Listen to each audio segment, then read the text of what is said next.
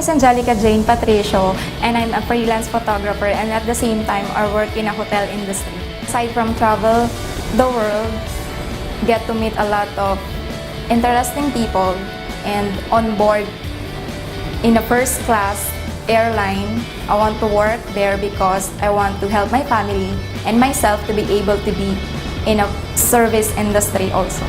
After this 4 weeks workshop, I see myself as a competitive person, determined, and a team player someday. I will do my best in this program. I'll see to it that I get a lot of things in my head and in my heart.